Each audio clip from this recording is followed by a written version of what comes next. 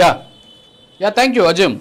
మరోపక్క మనకు బీహార్ ఎన్నికల్లో ఇప్పటికే మ్యాజిక్ ఫిగర్ను దాటి ఎన్డీఏ కూటమి ఆధిక్యంలో దూసుకుపోతూ ఉంది. ఆధిక్యతల విషయంలో చూస్తే 122 మ్యాజిక్ ఫిగర్ అయితే ప్రస్తుతానికి మనకున్న సమాచారం మేరకు 134 స్థానాల్లో ఎన్డీఏ ముందంజలో ఉంది. అలాగే 64 స్థానాల్లో మహాగఠ్ బంధన్ పార్టీ కూటమి ముందు నడుస్తున్నటువంటి పరిస్థితి. మరొక 4 స్థానాల్లో ప్రస్తుతానికి ప్రశాంత్ కిషోర్కి సంబంధించినటువంటి పార్టీ ముందంజలో ఉన్నటువంటి పరిస్థితి. సో బీహార్లో అయితే ఆల్మోస్ట్ ఈ మ్యాజిక్ ఫిగర్ను దాటి ఎన్డీఏ కూటమి దూసుకుపోతూ ఉన్నటువంటి పరిస్థితి. మా అవుట్పుట్ ఎడిటర్ కిరణ్ ఉన్నారు, ఒకసారి మాట్లాడదాం. కిరణ్, ఓవరాల్గా ఏంటి అసలు? సో ట్రెండ్స్ ఆల్మోస్ట్ మొన్న వచ్చినటువంటి సర్వేలకి అనుగుణంగానే వెళ్తూ ఉన్నటువంటి పరిస్థితి. సో దాదాపుగా కూడా అదే స్థాయిలో 130కి పైచిలకు వచ్చేటటువంటి అవకాశాలు ఉన్నాయి అని చెప్పేసి ఎక్కువ శాతం సర్వేలు కూడా చెప్పినటువంటి పరిస్థితి. సో దానికి అనుగుణంగానే ట్రెండ్ సాగుతుంది. ఏంటి అసలు ఎన్డీఏ కూటమికి ఉన్నటువంటి బలం ఏంటి? సో ఎప్పటిలోపల కంప్లీట్గా దీని మీద మనకు పూర్తి రిజల్ట్ వచ్చేటువంటి అవకాశం ఉంది. ఏం చెప్తారు బీహార్ ఎలక్షన్ సంబంధించి?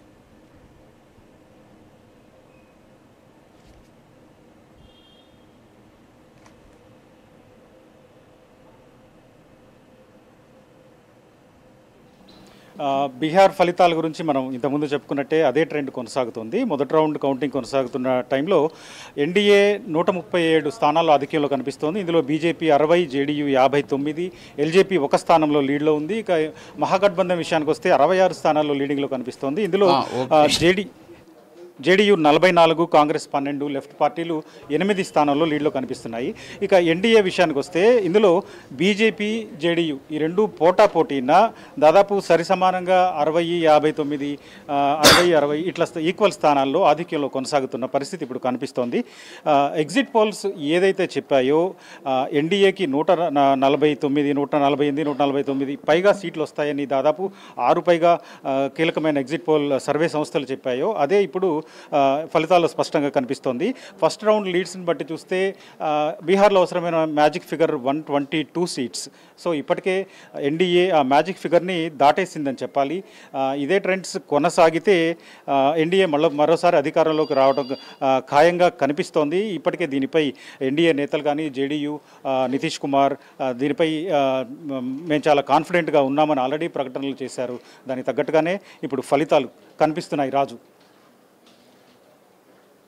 ఇక్కడ మనం చూడాల్చు ఏదైతే ట్రెండ్స్ చూస్తూ ఉంటే ముందంజలో ఉన్నటువంటి పరిస్థితి. కానీ ఇక్కడ ఏదో జనసూరజ్ పార్టీ ద్వారా ఏదో చేస్తాను అనుకున్నటువంటి ప్రశాంత్ కిషోర్ 2 స్థానాల్లో మాత్రమే ముందంజలో ఉన్నట్టు తెలుస్తుంది. ఆయన కూడా అసలు పోటీ కూడా చేయలేదు. ఆయన కూడా అవన్నీ కూడా పక్కన పెట్టేస్తే చాలా రాష్ట్రాల్లో ప్రభుత్వాలను నిలబెట్టి ముఖ్యమంత్రులుగా చేసింది నేనే అని చెప్పుకునే ప్రశాంత్ కిషోర్ కనీసం అక్కడ కొన్ని స్థానాల్లో ఏదైతే కనీసం డిపాజిట్లు కూడా దగ్గర లేరు అనేసి కూడా మనకు ట్రెండ్స్ అందుతూ ఉన్నటువంటి పరిస్థితి. దీని మీద ఏమంటారండి? డెఫినెట్లీ రాజు, జనసురాజ్ పార్టీ మొదటిసారి డైరెక్ట్ ఎలక్షన్స్లో కంటెస్ట్ చేస్తోంది. లాస్ట్ ఇయర్ 4 బై ఎలక్షన్లలో ప్రశాంత్ కిషోర్ పార్టీ పోటీ చేసింది. ఈ 4 చోట్ల 3-4 స్థానాల్లో మాత్రమే నిలిచింది. కానీ ఇప్పుడున్న అంచనా ఏంటంటే ఓవరాల్ ఎలక్షన్లో దాదాపు 10% ఓట్లని ప్రశాంత్ కిషోర్ పార్టీకి వచ్చే అవకాశం ఉంది అని తెలుస్తోంది. మరి ఈ 10% ఓట్లు ఎవరి నుంచి వస్తాయి? ఎన్డీఏ నుంచి వస్తాయా లేక మహాగఠబంధన్ నుంచి వస్తాయా అనేది ప్రశ్న. దాన్ని బట్టే ఇక్కడ ఫలితం ఎవరికి అధికారాన్ని ఇస్తుంది అనేది తేలుతుంది అని ఇంతకాలం భావించారు. కానీ ఇప్పుడు చూస్తున్న దాన్ని బట్టి అయితే ప్రశాంత్ కిషోర్ చీల్చిన ఓట్లు లేదా చీల్చబోతున్న ఓట్లు మహాగఠబంధన్ నుంచే అయ్యి ఉండొచ్చు అనేది ఇప్పటివరకు అర్థమవుతున్న విషయం. ఎందుకంటే 2 స్థానాల్లో మాత్రమే జనసురాజ్ పార్టీ లీడింగ్లో ఉంది. గెలుపు మీద జనసురాజ్ పార్టీకి సర్వేల ప్రకారం చూస్తే పెద్దగా అంచనాలు ఏం లేవు. 2-3 స్థానాలు మాత్రమే ఇచ్చాయి. ఇప్పుడు జరుగుతున్న ట్రెండ్స్లో కూడా అదే కనిపిస్తోంది. రాజు, ఓకే కిరణ్, గౌతమ్ గారు, సో ఓవరాల్గా చూస్తున్నాం మరి ట్రెండ్స్ అంతా కూడా